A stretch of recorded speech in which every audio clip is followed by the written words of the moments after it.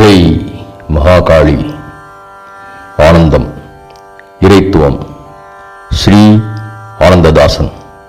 இதுவரை எமது இறைத்துவம் யூடியூப் சேனலில் குருவுடன் நேர்ந்த அனுபவங்கள் வீடியோவாகவும், அதைத் தொடர்ந்து சமதர்மம் காணும் பக்தி என்ற வீடியோவும் வந்து கொண்டிருக்கிறது. சமதர்மம் காணும் பக்தி தொடரில் மத சமய நல்லிணக்கம் என்பது வெறும் வார்த்தைகளால் ஏற்படாது. மாறாக ஸ்ரீ ராமகிருஷ்ணர் சொல்வது போல் எல்லா மதமும் சமயமும் ஒரே போலைத்தான் தேடி வேறு பாதைகளில், வேறு திருநாமங்களில், திருவுருவங்களில் அருவமாகவும் தரிசனம் செய்கின்றன. இதற்கு சான்று ஒவ்வொரு மதம் சமயம் சார்ந்த சான்றோர்களின் அனுபவம் ஒன்றாக இருப்பதை அறிந்தால் மட்டுமே மத நல்லிணக்கம் என்ற சமூக நீதி நிலைபெறும். பண்டம் பல சுவைப்பது ஒரே சுவை. பல மதம், சமயம், ஆகமம், சித்தாந்தம், தத்துவம் அவையெல்லாம் சுட்டிக்காட்டுவது பல பேர்கள் உள்ள ஒரே பரம்பொருளின் தன்மையைத்தான். இதை அனுபவத்தின் மூலம் உணர்த்தி அதன் மூலம் நல்லிணக்கம் காண எடுக்கும் முயற்சியே இறைத்துவம் சேனலின் நோக்கம். எமது இறைத்துவம் சேனலை சப்ஸ்கிரைப் செய்யாதவர்கள் இனியாவது உடனே சப்ஸ்கிரைப் செய்யுங்கள். பெல் பட்டனை அழுத்தி ஆல் நோட்டிஃபிகேஷனை கிளிக் செய்யுங்கள். வாருங்கள், வீடியோவுக்குள் போகலாம்.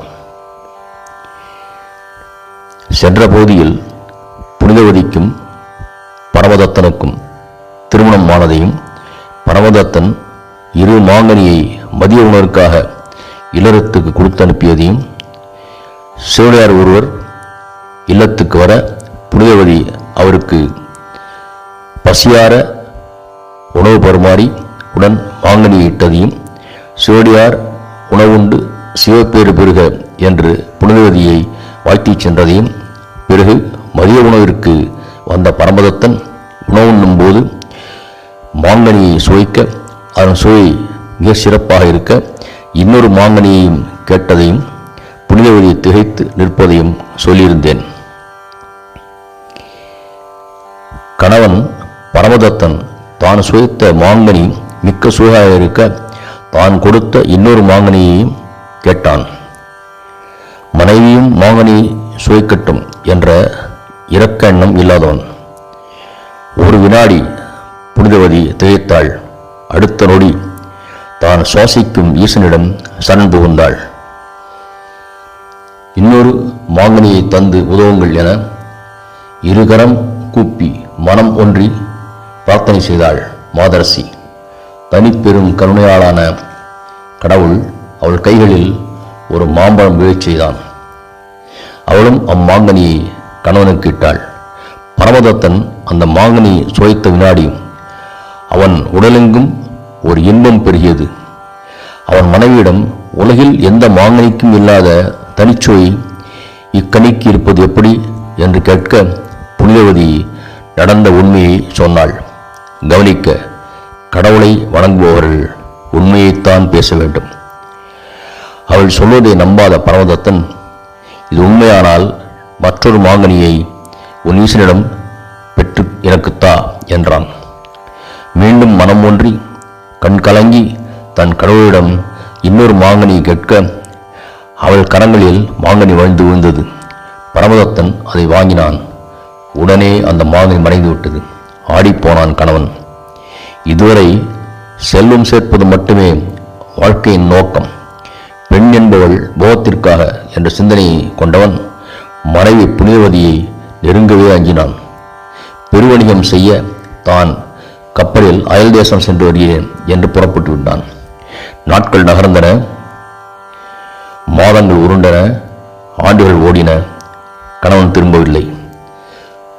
பதிவிரதை புனிதவதி மீண்டும் தன் கடவுளிடம், என் கணவனைக்கு பணிவிடை செய்யாமல் என் இல்லறம் வீணாகிறதே, இறைவா என் கணவனை மீட்டுத்தா என்று மனம் ஒன்றி கண்ணீர் விட்டு அழுது கேட்டாள். ஆடல் வல்லான் தன் திருவிளையாடலில் ஒரு திருப்பத்தை ஆரம்பித்தான். புனிதவதியின் தந்தை தனதத்தனிடம் அவரது உறவினர்கள் சிலர், பரமதத்தன் பாண்டிய நாட்டில் பெரும் செல்வந்தனாக குடும்பத்துடன் வாழ்கிறான் என்று கூறினார்கள். இதை கேள்விப்பட்ட புனிதவதி மனமகிழ்ந்தாள். ஈசனுக்கு நன்றி சொன்னாள். தனதத்தன் தன் மகளை பல்லக்கில் அமர்த்தி பாண்டி நாடு சென்றடைந்தான். விவரம் அறிந்த பரமதத்தன் அவன் குடும்பம், மனைவி, மகள் சுற்றத்தாவுடன் வந்து புனிதவதியை சந்தித்து தன் மனைவி குழந்தையுடன் அவள் காலில் விழுந்து, அம்மா என்னை மன்னித்து நான் நன்றாக வாழ அருள் செய் என்று அழுது தொழுதான். அவனுக்கு பிறந்த பெண் குழந்தைக்கு புனிதவதி என்ற பெயர் வைத்திருந்தான். ஒற்றார்களிடம் அவர் மானிட பிறவி அல்ல, பெரும் தெய்வம், பணியுங்கள் என்று கட்டளையிட்டான். அனைவரும் அம்மா என்று அரற்றி புனிதவதியாரின் திருப்பாதங்களில் வீழ்ந்தார்கள். புனிதவதியார் கடவுளிடம், இந்த முடிவு எடுப்பதற்கும் உனது ஆடலே காரணம் இறைவா, எனது திருமண பந்தத்துக்கு பயன்பெறாத இளமை தொலைந்து போகட்டும், எனக்கு பேயுறு தந்து திருவுளம் இறங்குங்கள் என்று விண்ணப்பிக்க, அடுத்த கணம் மண்ணும் விண்ணும் வியந்து அலற பேயுறு கொண்டாள் புனிதவதியார். அவரிடம் பற்றுக்கொண்டவர்கள் பயந்து வணங்கினார்கள். மற்றும் உள்ளவர்கள் அரண்டு அஞ்சு ஓடினர். பேயுறு கொண்ட பத்தினி தெய்வம் பனித்த சடையும் பவளம்போல் மேனியும் கொண்ட கங்கைவார் சடை அண்ணலை காண கைலாயம் கிளம்பினார்.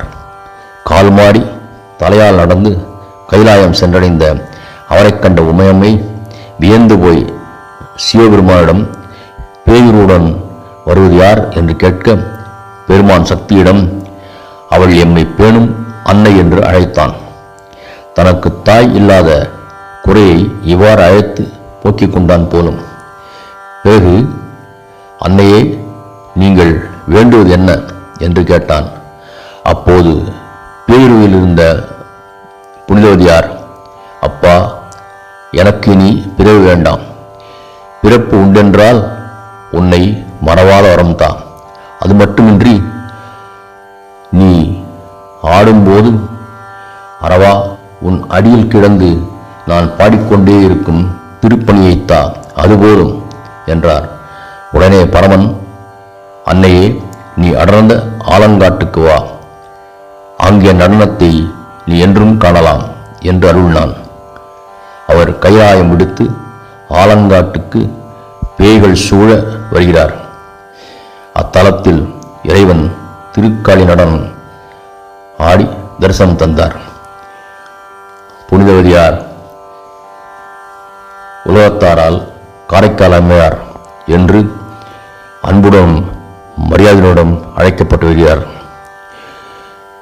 கொங்கை திறங்கி நரம்பெழுந்து எட்டி இலவம் ஈகை சூரை காரை படர்ந்தெங்கும் என்ற மூத்த திருப்பணியும், கிளந்துந்தி எந்துயிர் வந்தடும் போது அஞ்சி என்ற இரட்டை மணி மாலையும், பிறந்து மொழி பயின்ற பின்னெல்லாம் காதல் என்று தொடங்கி அற்புத திருவந்தாதி 100 பாடல்களும் அன்னை பாடி அருளி ஈசனுக்கு பாமானை சூட்டினார். 63 நாயன்மார்களில் காலத்தால் மூத்தவர் இவரே. மற்ற நாயன்மார்கள் நின்றிருக்க பரமேஸ்வரனின் அன்னை என்று இவருக்கு ஆசனம் தந்து அதில் அமர்த்தப்பட்டுள்ளார். இன்றும் திருவாலங்காட்டில் நடராசன் பெருமானின் அடியில் நின்று அன்னை பாடிக்கொண்டிருக்கிறார். வைணவம் பக்த மீராபாய், சைவம் காரைக்கால் அம்மையார், 2 அடியார்களின் பாதைகளும் வேறு. ஆனால் இறைவனை அடைய அவர்கள் சுவைத்த பக்தியின் சுவை ஒன்றே. திருச்சிற்றம்பலம். எமது இறைத்துவம் யூடியூப் சேனலில் வாழ்வியலின் ஆன்மீகத்தில் சமரசம் காணும் பக்தி மற்றும் சிந்தனைக்களம் ஆகிய 2 வீடியோவை கண்டு கழியுங்கள். சப்ஸ்கிரைப் செய்யுங்கள். பெல் பட்டனை அழுத்தி ஆல் என்பதை கிளிக் செய்யுங்கள். கமெண்ட் செய்யுங்கள், ஷேர் செய்யுங்கள். உங்களின் நீடித்த நல்ல ஆதரவுக்கு மிக்க நன்றி. என்றும் சிவஅன்புடன் உங்கள் ஸ்ரீ ஆனந்ததாசன். திருச்சிற்றம்பலம்.